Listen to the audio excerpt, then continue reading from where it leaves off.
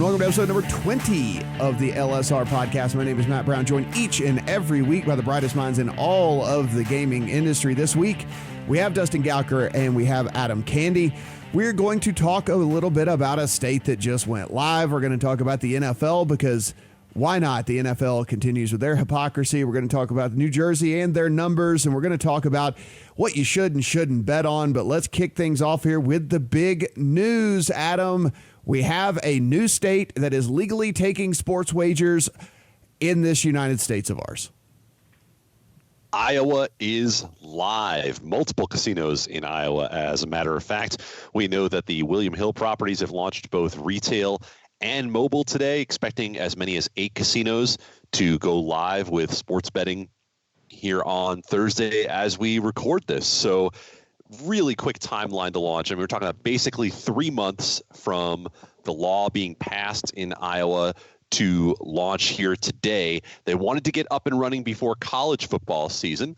The Hawkeyes and Cyclones of more interest than the NFL to the sports books in the great state of Iowa. So that is how we got to a launch right now. A couple of really good articles on legalsportsreport.com talking about all the details you need to know for the Iowa sports betting launch. And then also we have a look inside how that timeline came together for the regulators and operators to get sports betting launched quickly. Dustin, as Adam mentioned here, we've seen some of the pictures rolling out about some of these sports books that have launched there in Iowa. Some certainly better than others. But again, I think people need to understand, and we'll talk about this when we talk about the New Jersey numbers as well, but people need to understand, take a step back and understand what they're actually watching and looking at here, because again, this only passed 3 months ago. Yeah, I feel kind of bad about trolling Parks for their sports book now last week, right? Because theirs looks like a freaking amazing compared to some of the things we've seen today. But yes, you have to remember that the law just passed. These are probably mostly temporary spaces that they put up in a real hurry just to get live in time for football season. So we can poke fun at these things as looking like high school cafeterias and work break rooms and such. But really, it's nothing short of a miracle that we have sports betting in Iowa at all at this point in the summer. And as you know, for the people in Iowa that are very interested in how they are going to be able to wager and when they were going to be able to wager on mobile, what will the offers, what will they be? Who's going to be offering mobile there in Iowa? Well, up off the bat, we know it's against the William Hill properties. They have the retail and the online component. You have to go either. It seems like you have to either. I'm not sure if we've confirmed this, Adam, or not. But if you're in the casino database, you might be pretty ready to go. Short of that, you have to go to the casino. For the 4 that we can go, you can go to Legal Sports Report and get the full list of these casinos that are open. Beyond that, we know PointsBet will be open. They have a partnership with a casino in Iowa now. You'll see a lot eventually. This is really just early days still. There's 19 casinos, up to 38 different skins could be in play. So I don't know if we'll get up to 38 in Iowa. It's not the hugest state in the world, but we'll see a lot of those. So you'll eventually see a lot of the standbys that we're seeing in other states, DraftKings, FanDuel. You'll see just about every brand that has any kind of designs in the U.S. market eventually. But right now, your options are kind of limited. Yeah, and to answer that question, Dustin, there was one operator who talked to us who was of the belief that some of the KYCs had been cleared in previous registration and that download and play would be possible. A little different than what we've been hearing from the IRGC, so definitely pays to check with the property that you're thinking about opening your account at. Dustin, your favorite league, the NFL, a league that we have talked about across our various podcasts numerous times for their what seems to be ever-evolving stance on fantasy and sports betting and everything that is going on. Well, the NFL just continues with their hypocrisy, it seems like. It's not even that. I mean, this was more inevitable than anything else because they did this betting deal with Sportradar, a big data company in the sports space. They work with media. They also work with bookmakers to provide data for kind of a company that works with both the sports book operators and the leagues to get data to the sportsbook so they can resolve bets quickly, have the best data for in-play betting, things like that. So we can say it's hypocritical, but as soon as the light got turned on, we knew that the NFL was going to try to profit off this. This deal, while terms weren't disclosed, is certainly in the hundreds of millions of dollars for exclusivity for Sportradar to handle NFL's betting data, in addition to media rights. So the NFL a little over a year ago, when the Supreme Court case was going on, was telling us things were really bad as far as if we had legal sports betting, you just can't do this. We have to do it our way or the highway. And now the NFL is just, they've, to their credit at least, have realized this ship is sailing with or without them. So I'd rather see, the NFL on board with providing data for legal sports books than not. So from that standpoint, we can call it hypocritical, but it really is a good step in the future of U.S. betting. Adam, one of the things I saw that they mentioned when they were talking about this NFL and Sportradar deal is that the operators would have access to the next gen stats, and apparently that this would be something that they would be able to offer for sports betting purposes and whatnot. Listen, for me, I'm a pretty big sports bettor. I don't know how big this is going to catch on here, but I guess at the very least it's interesting. I mean, maybe an operator will be able to offer which player runs the fastest in the course of a game, or, different things like that. All these weird stats that you can get from next gen. Really, this is a hedge for the future. And we've seen it with the NFL. We've seen it in the NBA with second spectrum data. We've seen it in the NHL. The NHL is talking about the fact that there is going to be puck tracking this year that's going to generate some information that could potentially be used for sports betting down the line. And we know that Major League Baseball already has its StatCast system in place that gathers a lot of this information.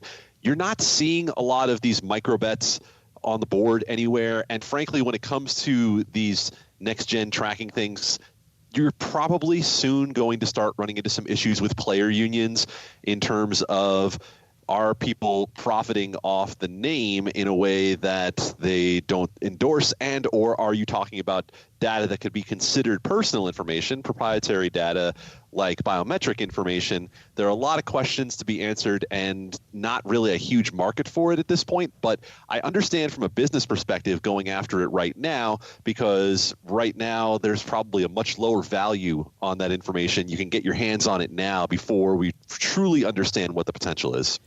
Interesting to note, the company Sportradar, invested in by athletes, team owners, everything like that. Michael Jordan, Mark Cuban, Ted Leonsis, all of these guys have invested in this company. And this was actually several years ago. So understanding, Mark Cuban, sharp guy, comes from the tech world anyway, certainly understanding that data and how this was going to play into everything down the line. So shocker that smart guy that's already rich is probably going to get even more rich through all of this.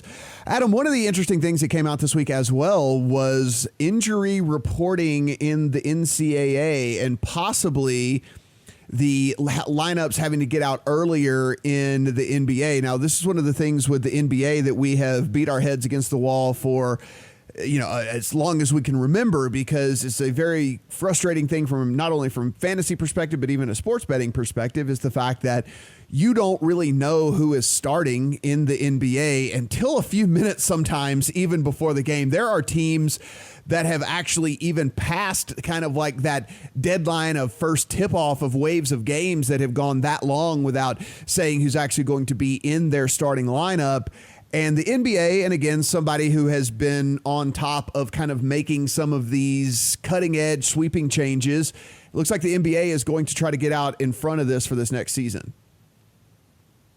A report from Matt Moore at the Action Network suggests that the league is looking into mandating that this information is released instead of 10 minutes before the game, as much as 60 minutes before the game. Now, this is something that's still in the exploratory phase right now. Expect significant pushback from the teams, especially from coaches, because obviously they think that this is a gamesmanship play. They don't want anyone getting information earlier than is absolutely necessary. From the perspective of DFS and from sports wagering, This is huge information, especially for DFS when we talk about lineup creation, and for sports betting. These are the sorts of things that bookmakers could take advantage of if they get their hands on the information early. When you look at the NBA and how much one player or two players can affect a line in the NBA, I mean, you're talking anywhere up to about 4 or 5 points. We saw an example a couple of years back when Derrick Rose was still the Derrick Rose we remember, of line moving 4 points based on Derrick Rose playing or not. And you have players of similar impact throughout the league right now. And the load management of Kawhi Leonard and others has certainly been an issue on and on, where you don't know right up until game time whether or not a player is going to be in the game. So it'll be really interesting to see if the NBA goes through with this. They certainly have been taking the lead in a number of areas when it comes to sports betting. You mentioned the NCAA. They decided to pass on doing a national injury report for college football. The NCAA Board of Governors turned away a requests and recommendation to look into this from a gambling work group that the organization had put together. And it's going to have to take at least another year before potentially standardizing this info. Again, coaches are a real issue here. Coaches in college have outsized power. I mean, you're looking at places like Michigan where they don't even want to release a roster. And so getting injury information standardized is going to be a big haul for the NCAA, despite the potential positives. Dustin, going back to the NBA here, they are certainly, should anything like this come to fruition, they will certainly frame this around fantasy sports. I doubt that they will say that they're doing this to help out from the sports betting angle of everything, considering kind of how they've played their cards here lately. And it certainly does help with fantasy sports. I mean, as Adam mentioned, I mean, you know, knowing who is in and who is out is a big part of fantasy sports. But I mean, really, this is about sports betting. Really, this is about when a star player decides to sit for a game. This is just a massive scramble at these sports books and from a bettor's perspective and all that. And if you're able to at least have a little bit of time to digest this, I'm sure the sports books are really all for this because they're going to be able to get more action.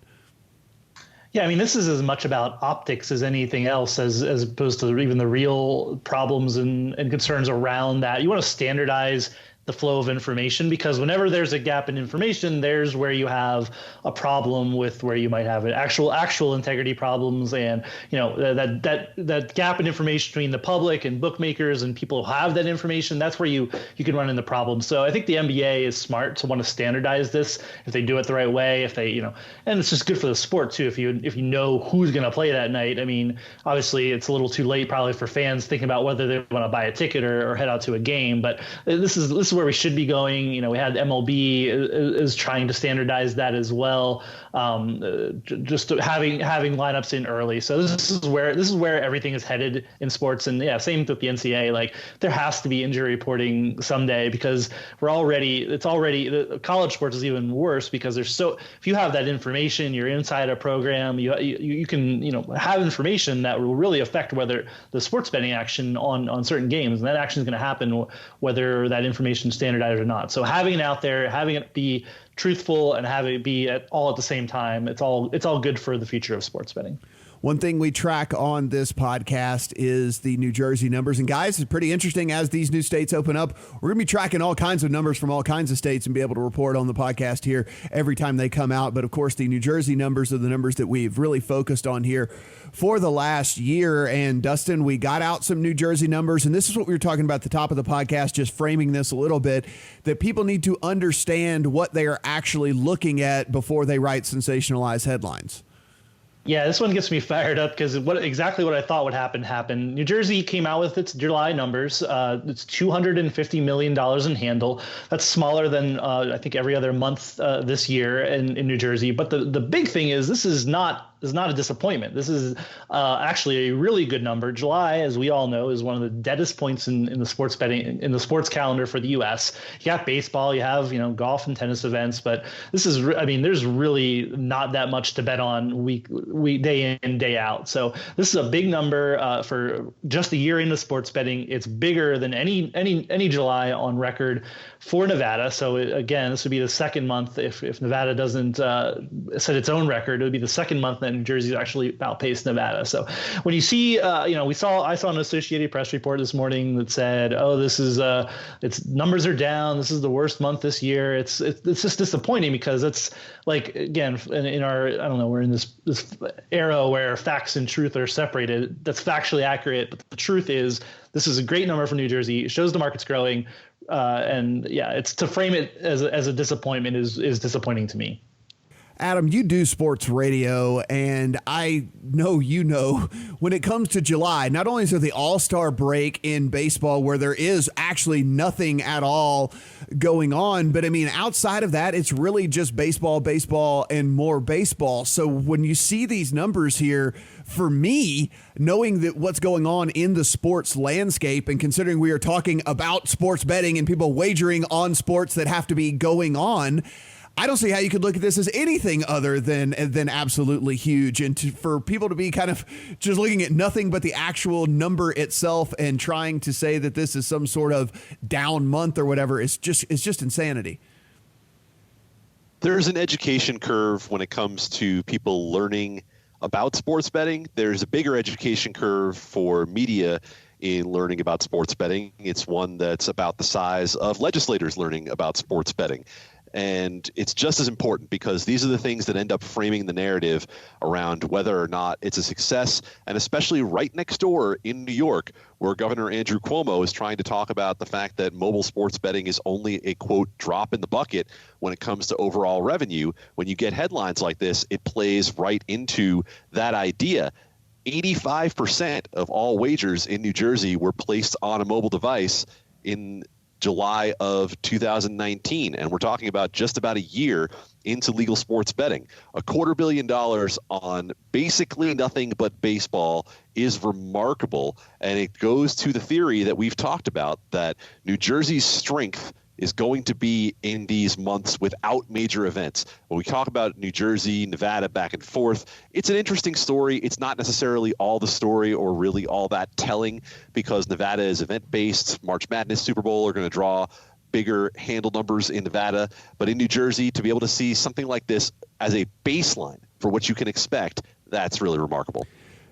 Dustin, as we look at this, FanDuel put up the majority of $9 million in revenue from Meadowlands, and DraftKings $3.7 million in revenue, majority of that through its partner in Resort. So you see these two guys with just the massive lead when it comes to this, and we still have the Score, we still have Unibet, we still have Bet365, we still have these other brands that are looming out there that we expect to go live in New Jersey. Is there enough left? Is there enough meat left on the bone for new brands that are coming in that are so far behind all these brands that have already been going? I know it's a $50 or $64 million question or whatever, $64,000 question. It's an unknown. I don't know. We're sitting here, the first really mature market outside of Nevada. We think, you look at Nevada, that market isn't mature yet because you can't sign up from anywhere. You have to go to a sports book. So we don't know exactly what the ceiling is in New Jersey, but I think it's pretty high still. I think new companies can come in and, grow the market with, their brand, their offer, something different. Which of it will they be? I don't know. I continue to be a fan of the Score just because they have a different acquisition path to customers. They have a bunch of active users who have their app, who you can say, oh, you like this game? You can go bet on it over here at the Score when they go live. So I think that's interesting. I'm also really interested in Fox Bet, the joint venture between Fox Sports and the Stars Group, Poker Stars, Bet Stars, whatever you have there. So that's another one where you can piggyback on the brand of Fox and say, hey, here's a trusted brand name in sports that a lot of people will identify with. And I think both of those can grow the market. And then, you have Bet365 too. Who knows? This is an absolute behemoth in European betting. They know what they're doing there. Can they make it work in New Jersey and other states in the United States and grow the market as well? Yeah, I don't know.